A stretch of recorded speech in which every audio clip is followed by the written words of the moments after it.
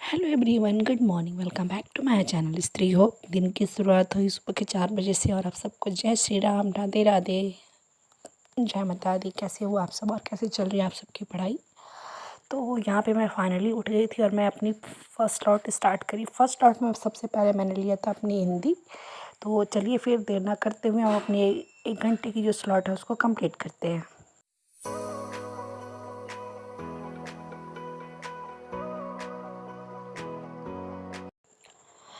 तो यहाँ पे मैंने सबसे पहले अपनी हिंदी स्टार्ट करी और हिंदी में मैंने पढ़ी घटना चक्र से। मैंने उसके जो डिकोड के बुक्स है वो सारे जो कंसेप्ट थे वो पढ़ लिया था। फिर मैंने घटना चक्र से यहाँ पे बुक लगाने क्वेश्चंस लगाने स्टार्ट किए। और ये कल का ही था। कल जो मेरी ट्रिप और थी वो थोड़ी सी क्रैक हो गई है, तो इसीलिए मतलब मुझे दिखा पाना पॉसिबल नहीं था। तो मैंने बुक्स को बस ऐसे ही हाथ में फ़ोन लेके आप सबको दिखाया। मैं सुबह उठ तो गई थी लेकिन ब्लॉग नहीं शूट कर पाई अपने ट्रिपॉड की वजह से। तो यहाँ पे मैंने अपनी 1 घंटे की स्लॉट कंप्लीट अपनी 1 घंटे की स्लॉट कंप्लीट करके मैं आ गई थी अपने किचन में। मैंने यहाँ पे अपनी पानी गर्म करी और फिर चाय आज मम्मी ने ही बना दी थी, क्योंकि आराध्या भी आज 4:45 तक उठ गई थी।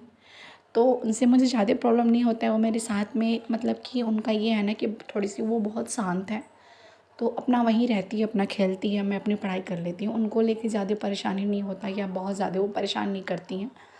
ये थोड़ा सा ये होता है। और फाइनली मेरा यहाँ पे जो भी मॉर्निंग का काम होता है वो मैं कर ली थी। अभी जो मेरा ट्रिपॉड है ना वो कल का थोड़ा सा क्रैक हो चुका है, मतलब कि वो टूट गया है। जो मतलब मेरे पास 2 था, एक बड़ा वाला। तो जो बड़ा वाला है उसको मैं बस अपने रूम में ही बेडरूम में रखी हूँ, और जो छोटा वाला था ईज़िली मैं जहाँ पे मतलब मैं उसको किचन वगैरह यहाँ जहाँ पे भी मैं शूट करती थी उसको लेके आ जाती थी। तो अभी फ़िलहाल तो मुझे ऐसा लग रहा है कि मेरे मतलब मायके एक और ट्रिपॉड पड़ा है, तो मैं अभी ऑनलाइन ऑर्डर नहीं करी। मैंने सोचा कि वहीं से मैं मंगा लूँगी।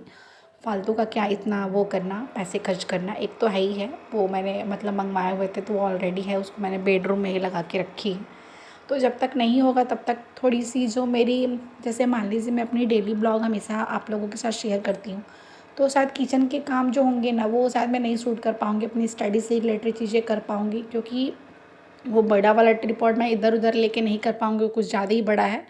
और दिक्कत ये है कि मेरे साथ मेरी बेटियाँ भी हैं, वो उसमें भी आर्या की छुट्टियाँ चल रही हैं, तो थोड़ा सा मतलब टफ़ है मेरे लिए सारी चीज़ें कर पाना।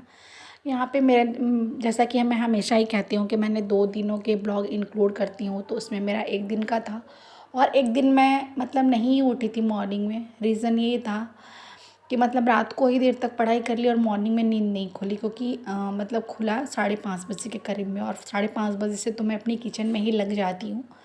क्योंकि थोड़ा सा ये होता है ना कि आराध्या भी बहुत जल्दी उठ जाती हैं, उनका खाना पीना मुझे ही करना पड़ता है। जैसे जैसे वो बड़ी हो रही हैं तो मम्मी से वो सारी चीज़ें करवाती भी नहीं हैं, उनको परेशान करने लगती, जैसे गोद से उछलना, ये सब उनका थोड़ा सा भी स्टार्ट हो रहा है। तो इसलिए मैं ही उनको मतलब उनका जो भी काम होता है मैं करती हूँ। यहाँ पे मेरी जो किचन की 2-4 रोटियाँ मतलब दोपहर में कभी कभार नाश्ते करने होते हैं, क्योंकि मेरे यहाँ खाना सारे लोग एक ही बार खाते हैं, तो दोपहर में कभी किसी ने कुछ कह दिया 1-2 रोटियाँ बनानी होती हैं, मतलब ज़्यादा से ज़्यादा 5 से 6 रोटियाँ बस।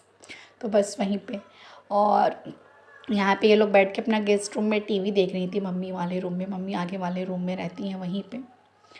एक आज मैंने बहुत ही मोटिवेशनल एक कोट्स पढ़ी, मतलब कि सॉरी एक लाइन पढ़ी मैंने। मैं चाहूँगी कि मैं आप लोगों को वो बताऊँ कि ज़िंदगी की परीक्षा में इंसान अपनी मासूमियत को खोकर तजुर्बा पाता है। मेरी भी उम्र वैसे बहुत ज़्यादा है नहीं। 2023 में मेरी शादी हुई, मतलब उसकी एज में 2022-23 के एज में मेरी शादी हो गई। फिर 1 साल होते होते आर्या मेरी लाइफ में आई। सब कुछ बिल्कुल मतलब इतना झट से चेंज हुआ कि मैं उसको एक्सप्लेन नहीं कर सकती। मतलब 1 साल होते होते एक बेटी से पत्नी, बहू, माँ बनने का जो सफ़र था वो 1 साल के अंदर ही, मतलब एक होता है ना कि माँ बनना, ये मेरे लिए बहुत ही बड़ी बात थी और मैं उसमें खुश भी थी, क्योंकि हर एक लड़की के लिए जो ये मोमेंट होता है ना शायद बहुत ही एडोरेबल होता है। हम सब बहुत हैप्पी रहते हैं अपने बच्चों को जब हम फर्स्ट टाइम देखते हैं ना, तो वो दुनिया की सारी खुशियाँ उसके आगे कम पड़ जाती हैं कि ये मेरा अंश है। शायद वैसी ही थी, मैंने बहुत सारी इसमें चीज़ें सीखी इनके साथ। बहुत सारी ऐसी मतलब नई नई चीज़ें थी, बच्चों को देख रेख कैसे करते हैं, बच्चों को देखते कैसे हैं, बहुत सारी चीज़ें। हाँ, इसमें मेरी एक चीज़ स्पॉइल हुई, वो थी मेरी स्टडी, लेकिन कोई बात नहीं, देर सही। लेकिन मैंने साथ सीखा कि हाँ ठीक है, मुझे अपनी स्टडी जो है उसको स्टार्ट करनी है। मैंने इसको स्टार्ट करा। इसमें मैंने बहुत सारे लोगों की बात भी सुनी कि जो तुम अपनी अच्छी खासी लाइफ हो बर्बाद कर ली हो, तुमने बच्चे के चक्कर में अपनी लाइफ को स्पॉइल कर लिया, अभी पढ़ाई कर ली होती, अभी बहुत समय है। जो मेरी एक होता है ना कि क्लोज़ फ्रेंड थी, उन लोगों ने, बहुत सारे लोगों ने मुझे सजेस्ट करी, सबकी अपनी अपनी एक होती है, लेकिन एक होता है ना जो अपना सिचुएशंस होता है, कहीं ना कहीं हम ही उसे समझ सकते हैं। और कुछ बातें मेरे अंदर हमेशा ही रही है कि मैं किसी से कोई चीज़ें क्यों ही कहना, कोई ऐसा नहीं है कि कोई आपका हाथ बटाने आएगा, जो है वो है। तो फिर लाइफ का रोना ही हम क्यों किसी से रोएंगे, की चीज़ें रही हैं, भले ही थोड़ा सा टफेस्ट रहा, लेकिन हर एक चीज़ लेट ही सही मैंने इसको स्टार्ट की, ये मेरे लिए बहुत बड़ी बात है। और मैं इन सब के लिए भी कर रही हूँ, मेरे पास अभी बहुत समय है, तो मैं चाहती हूँ कि ठीक है, चीज़ें अब तो सब कुछ हो गया, माँ बाप की जो रिस्पॉन्स उन्होंने बखूबी निभाया, और मैं ससुराल में आके भी हर कुछ अपना 100% देने की कोशिश करती हूँ हर दिन, ताकि किसी को कोई शिकायत ना रहे।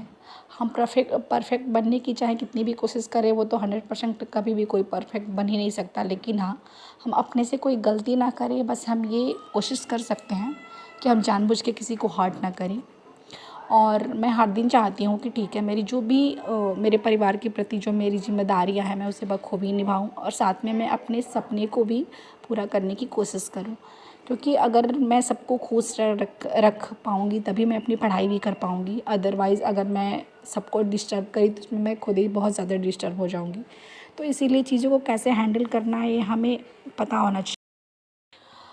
तो बस यही था मेरा आज का ब्लॉग। उम्मीद करती हूँ शायद ये आप लोगों को अच्छा लगे तो आप सभी से लाइक करिए, शेयर करिए, और मन करे तो आप सब्सक्राइब भी कर सकते हो। तो चलिए फिर हम कल मिलते हैं अपनी नई बातों के साथ। तब तक के लिए बाय बाय, टेक केयर। आप सब अपनी पढ़ाई को मन लगा के करते रहिए, अपने जीवन में ऐसे ही आगे बढ़ते रहिए। तो चलिए फिर, जय माता दी, राधे राधे, जय श्री राम।